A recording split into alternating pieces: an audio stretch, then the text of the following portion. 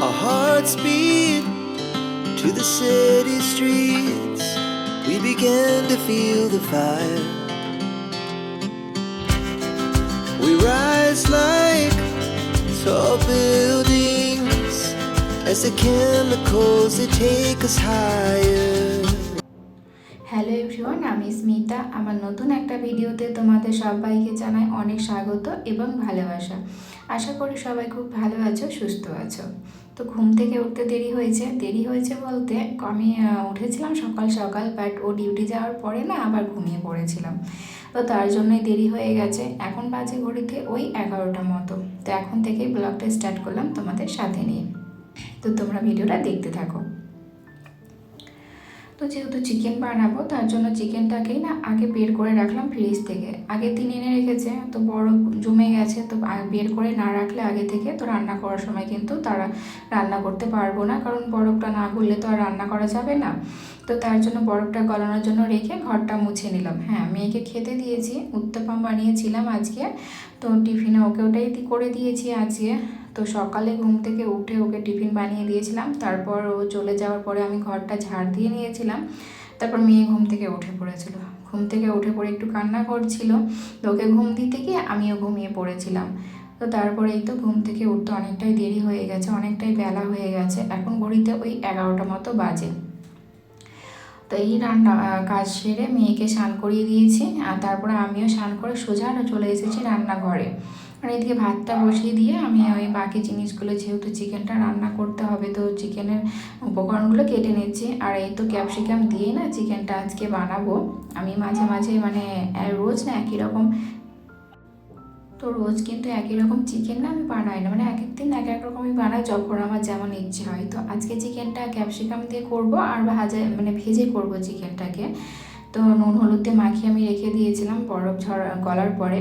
তো খুব যে একদম কড়া করে ভাজবো তাও কিন্তু না, মোটামুটি ভেজে নেব চিকেনটাকে। আর এইরকম করে খেতে গেলেও না বেশ ভালো লাগে। আমি মাঝে মাঝে কিন্তু এরকম করি, বললামই তো যে আমি সব দিনই কিন্তু একই করি না। তা আজকে ইচ্ছে করলো যে চিকেনটা ভেজেই রান্না করব, তার জন্য চিকেনগুলোকে না ভেজে নিচ্ছি। তো ভেজেই তো তুলে রাখছি, আর একটু তাড়াতাড়ি করছি কারণ অনেকটাই বেজে গেছে, কারণ মেয়েকে স্নান করালাম, আমি স্নান করালাম, তো অনেকটাই দেরি হয়ে গেছে। আর মেয়ে কয়েকদিন থেকে বায়না করছে ওর পাপার কাছে যাবে, তার জন্য। এখানেই যেহেতু এখান থেকে আমাদের 5 মিনিট মতো লাগে, তো ওর ডিউটি সেখানেই, তো ও মাঝে মাঝে মানে ওর বাবার কাছে যায়। তো কয়েকদিন থেকে বায়না করেছে যে না আমি বাবার কাছে যাব। তো আজকে মানে খাবার দিয়েছি খেতে, সেটাও খায়নি, কিন্তু রেখে দিয়েছে ওর বাবার কাছে যাওয়ার জন্য।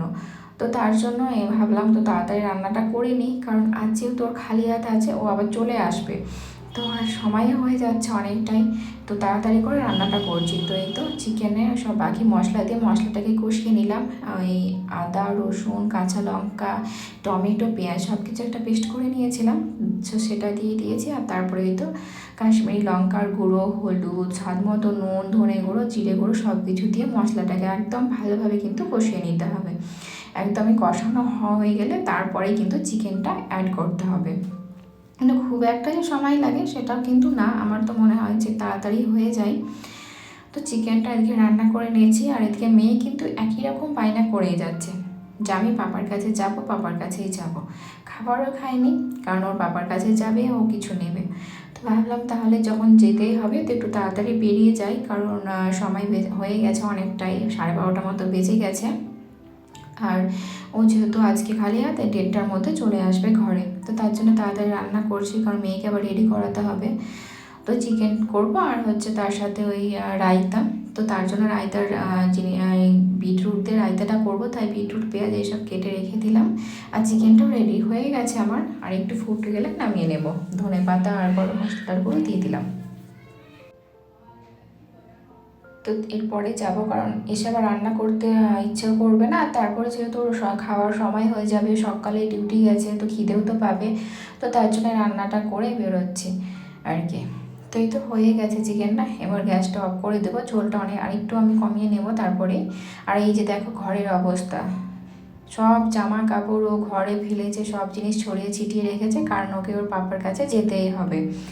তো তার জন্য এই তো রেডি করে মেয়েকে রেডি করে দিয়েছে, আমিও রেডি হয়ে গেছি, দুজনেই বেরিয়ে পড়েছে। আর বাইরে বেরোনোর পরে এত পরিমাণে রোদ, কি বলবো, এখনই তো এই অবস্থা, এখনও তো দিন পড়ে আছে, এত এত রোদের তাপ না, কি বলবো। বেরোনোর পরে আমি ভাবছিলাম, বাপরে আমরা তো ঘরে থাকি, কিন্তু বাইরে যারা ডিউটি করতে যায়, বাইরে যারা কাজ করে, তাদের কি অবস্থা। মানে প্রচণ্ড গরম ছিল বাইরে, মানে রোদের তাপটা না খুব কড়া। আর এই যে হচ্ছে, এটা হচ্ছে মেন রোড, এটার পাশেই আছে তো স্টেশনটা দেখাই যাচ্ছে একটু। তো এখানে আছে, তো খুব একটা দূরে না, 5 মিনিট মতো লাগে ওই হেঁটে আসতে আর কি। তা আমরা কিন্তু পৌঁছেই গেছি, স্টেশন চলেই এসেছি। তো মেয়ের না মাঝে মাঝে পায়রা হতেই থাকে, ও মাঝে মাঝেই বলে আমি বাবার কাছে যাব, আমি বাবার কাছে যাব। তো কান্না করছিল আর বলছিল তুমি আমাকে বলছি তুমি আমাকে নিয়ে যাচ্ছ না। আর সত্যি কিন্তু কয়েকদিন থেকেই বলছে আমি বাবার কাছে যাব। তো তার জন্য আমাকে বলছে তোমাকে বলি তুমি আমাকে নিয়ে যাও না, খুব কান্না করছিল। তো তারপরে রেডি হয়ে আসার পরে খুব তো খুশি। আর এই তো ওর এসে ওর পাপাকে দেখছে এইদিকে ওইদিকে যে কোন সাইডে আছে, আর সব মেট্রো ধরার জন্য তাড়াতাড়ি করে যাচ্ছে। তো ও কিন্তু দেখে নিয়েছিল সামনে ওর পাপাকে, কিন্তু ওর পাপা ওকে দেখেনি। তো তারপর ও কিন্তু জানে যে কোন সাইডে যেতে হয়, কারণ ও মাঝে মাঝেই না ও পাপার কাছে আসে। তো তারপর ওকে আমি মাঝে মানে রেখেও চলে যাই, 1 ঘন্টা হয়তো থাকে, তারপরে চলে যায়।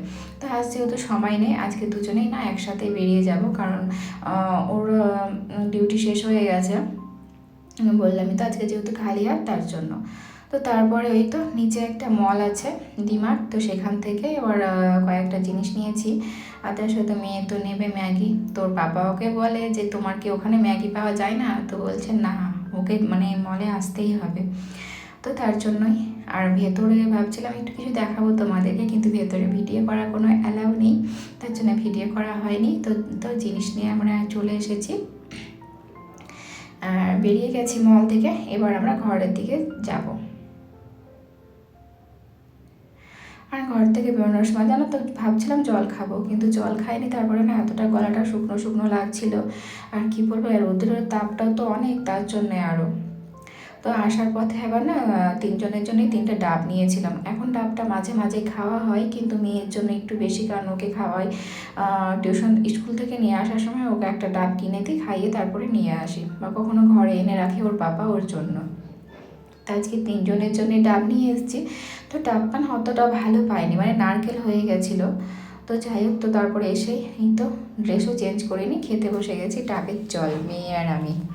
তো এই তো ডাবের জল খেয়ে নিলাম। আর ডাবের জল খাওয়ার পরে ও যেহেতু স্নান করতে গেছে, তো তারপরে ও আবার স্নান করে চলে এসেছিলো ফ্রেশ হয়ে। তারপরে এই তো খাবার নিয়ে বসে পড়েছি, চিকেন কষা করেছি, আর এই সাথে করেছিলাম ওই পেঁয়াজ আর হচ্ছে বিটরুট দিয়ে রায়তা। তো সেটাই খাওয়ার পরে ঘুমিয়ে পড়েছিলাম, মানে রেস্ট করেছিলাম। তারপর দেখি বাজে তখন ঘড়িতে ওই 6টা মতো, দেখি এইদিকে মেয়ে আর বাবা মিলে বসেছে ম্যাগি রান্না করতে রান্নাঘরে। দেখো, মেয়ে তো চেয়ারে দাঁড়িয়ে আছে, আমি রান্না করলে ও চেয়ারে দাঁড়াই। তো যেহেতু আজকে ম্যাগি বানাচ্ছে দুজনে, তো ওর তো খুব খুশি যে ওর পাপা ম্যাগি বানাচ্ছে। ওর পাপাকে বলছে পাপা ম্যাগি বানাও। আর ইনি তো ওই ম্যাগি আর চা, এই দুটো জিনিসই পারে, এর থেকে আর বেশি কিছু পারে না, তবুও সেটা যায় না। তো আজকে গেছে, মেয়ে যেহেতু বলেছে পাপা তুমি ম্যাগি বানাও, তাই মেয়ের জন্য আরও আর কি ম্যাগিটা বানাতে গেছে। তো ম্যাগি বানিয়েও আবার বেড়েও দিচ্ছিল, মানে ম্যাগিগুলো খেতেও দিচ্ছিলো, ওকেও প্লেটে দিয়ে দিল, তারপরে আমাকে একটু খাইয়ে দিচ্ছিল। তো এই ম্যাগি খেয়ে আবার একটু বেরিয়েছিলাম পার্কে। ওই বাসছিল তখন ওই 7টা মতো, তাই ও বললো আর আমিও বললাম চলো একটু পার্কে থেকে ঘুরে আসি, মেয়ে একটু খেলাধুলা করা হবে। তো তার জন্য একটু পার্কে গেছিলাম, খাওয়া দাওয়া করে বেরিয়ে পড়েছিলাম পার্কে।